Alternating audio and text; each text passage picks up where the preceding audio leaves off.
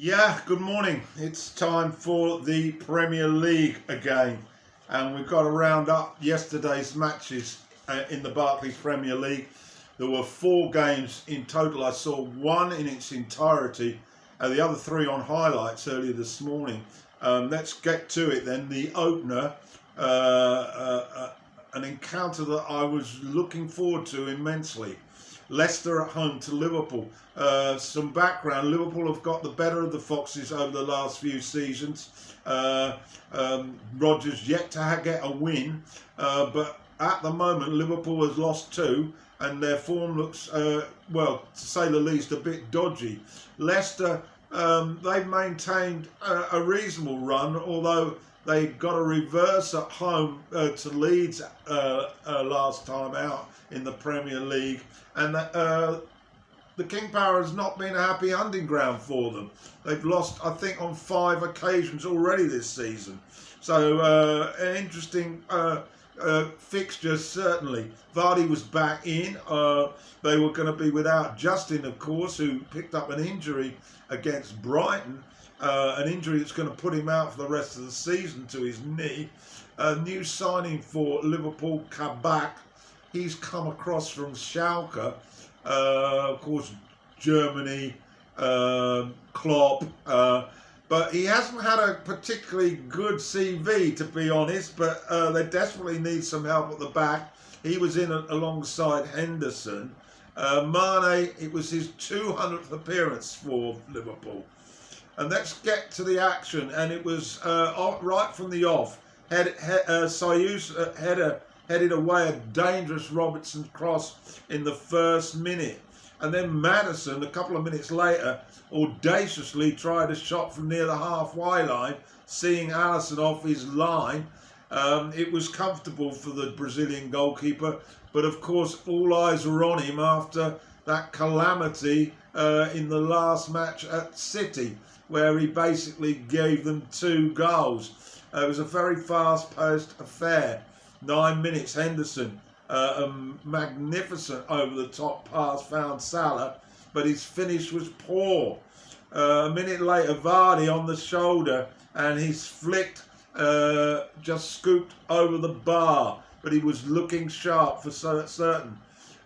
16 minutes, another opportunity from a corner for Salah, that his shot went well wide. Milner then went off injured. Thiago on for him. A quick break, again setting up Salah. Arnold was the provider here, but it came to nothing. But Liverpool were doing a high press, and Leicester were having trouble really getting into Liverpool's half. And there was a half chance for Firmino, and he completed the job, but there was an offside foot earlier, so that was chalked off. Schmeichel definitely busy, and on 35 minutes though, a chance for Barnes. He chipped across for Vardy, and but Alisson was quite up to it, and no danger. But on 38 minutes, a really fast break involving the 2 full-backs, but Robertson's shot went wide. But it had been a great game to watch, no goals. Liverpool certainly having the better of things. But then Vardy, out of nothing, 41 minutes, hit the bar. There was no offside. You expected him really to finish it because he's so hot in that situation, but he hit the bar and post triangle, and then just before the final minutes of the half, Alisson managed to deny another effort from Vardy. So we got to the break, and it was goalless. So second half then, 50th minute. Alisson had to be quick to deny Maddison again from a free kick. And then 5 minutes later, Liverpool up the other end, they had a free kick just outside the box. a beautiful effort from Arnold that clipped the bar and post, and it certainly would have gone in. Schmeichel nowhere near it. And then 66 minutes, Liverpool once again really bossing the match, and this time Salah managed to take advantage of some intricate skills by Robbie Firmino.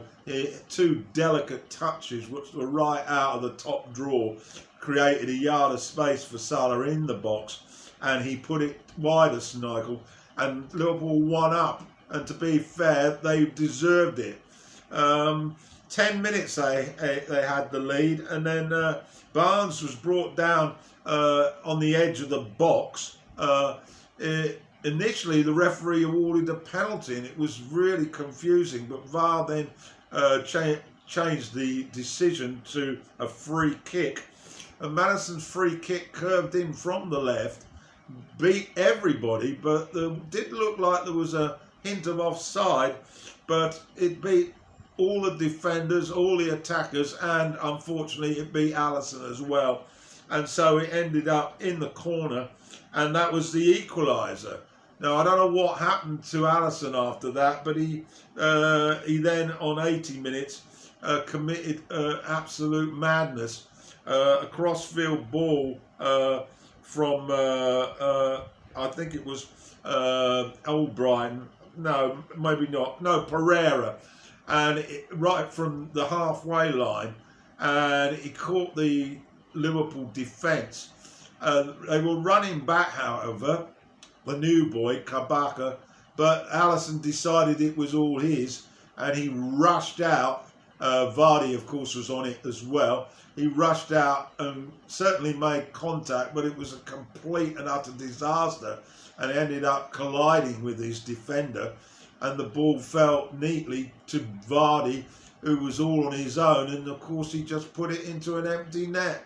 So from being a goal up, Liverpool were now 2-1 behind, and everybody was pointing the finger at Alisson again. And he didn't improve matters much, because on 84 minutes, Barnes was put through on the left, and his strike went wide of Alisson. It was a good effort by Barnes, but you would have expected the keeper to have possibly pushed it round the post, not the coast. But anyway, a stunned Liverpool were now 3-1 down, and although they had 15 minutes to recover, they never looked like doing it. So a real shock to the system. This is the end of the title race for Liverpool for sure. Klopp with huge problems at the back. I don't think the goalkeeper is an issue. He just needs better defence in front of him, to be honest. But final score at the King Power Stadium: Leicester City 3, Liverpool 1. Next up then, Crystal Palace at home to Burnley. Cahill was unavailable for Palace, and Dan was substituting for him. And they also had Benteke and Batshuayi as a two-pronged attack, with Ayew back in defence, no Saha. And we'll maybe comment on that later. Rodriguez supporting Barnes. Wood is still out. Burnley were at it right from the go, and 4 minutes Gudmundsson smacked the ball home after some awful defending by Palace from across from the left. Burnley 1 up. 5 minutes later they were 2 up. Rodriguez headed home, and the defence again woeful really, cross from the right from a corner, but dreadful stuff really for Hodgson. He must have been having heart attack in the dugout, but it was 2-0 to Dyche's men, and they made it 3 on 46 minutes. Loughton rampaging into the box, playing a neat one true with Rodriguez, and then striking the volley past Gaeta for 3-0. So that was game over really. I didn't see any highlights after that, so it was probably a case of just controlling the game for Burnley. So a welcomed away win for them.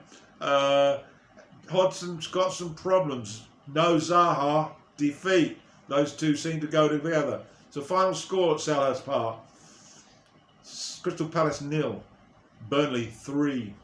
So to the Etihad then, another juicy tie really. Manchester City at the top of the league against Spurs. Spurs, of course, ended up on the losing side after a 9-goal thriller in the FA Cup. And Mourinho was already hinting that he hadn't had enough time for his players to recover. He really does moan too much, to be honest. Foden was up front with Jesus and Sterling. Aguero back on the bench after what seemed almost an age. Tanganga was at right back for Spurs. And Mora, Lamela, Son and Kane chosen for Spurs. Bale and Ali on the bench. Free kick for Kane on 30 minutes was saved relatively easily by Ederson, and then 7 minutes later the impressive Gundogan was involved, and he was clattered by Højbjerg in the box. Definitely a penalty. It was a very poor challenge by Højbjerg. He stood on his foot. The referee had no doubt. Of course, Mourinho described it as a modern penalty. I don't know how modern it is, stamping on somebody's foot, but anyway, Rodri stepped up because they don't seem to have a decent penalty taker, and he managed to just squeeze it to Lloris's right to open the scoring. That was the score right up, I think, until the break, and then 49 minutes. Intricate work in the 6-yard box, eventually by Sterling, and he managed to feed it to Gundogan, and Gundogan, who seems to be going through a purple patch at the moment, scoring goals and looking the article in the absence of De Bruyne, slotted it past Lloris, and that was 2-0.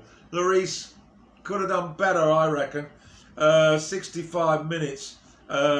Ederson, a tremendous kick upfield.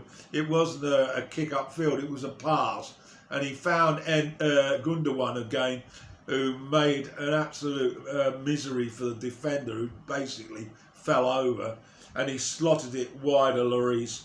And that was 3-0.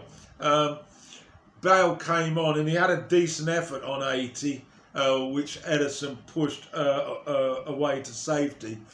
But Son and Kane really hardly had a kick. And it was a pretty comprehensive victory for Manchester City, who stayed well in front at the top of the table. Guardiola was absolutely delighted. But as I say, Mourinho moaning about his players being tired. These guys earn ridiculous amounts of money. I'm sorry. Wednesday, Saturday, they should be up and ready. Final score then, Manchester City 3, Spurs 0. Last of the 4 matches then was at the Amex. It was Brighton at home to Aston Villa. Brighton have had a couple of good results recently. They were a bit unlucky to go out of the cup as well in midweek. Villa have continued to impress. I saw a little of this game, and it has to be said, it was virtually all Brighton. They dominated the whole game, first and second half. I hardly saw an effort at the Brighton goal, and Sanchez could have been in the stands. But not the case for the Martinez, who had to be at his very, very best to keep at the Brighton attack. They had a number of good efforts, a number of blocks, a number of good saves, and how they didn't score, well, you tell me. But they didn't, and the match ended goalless. Particularly impressive was McAllister, Townsend, Trossard also. Man of the match, though, definitely Martinez for Aston Villa. In interview, Potter was very positive about his troops. Dean Smith realistically said we were not at the races. But they got a point out of it, and that's the main thing. So final score at the Amex Stadium was Brighton 0, Aston Villa 0.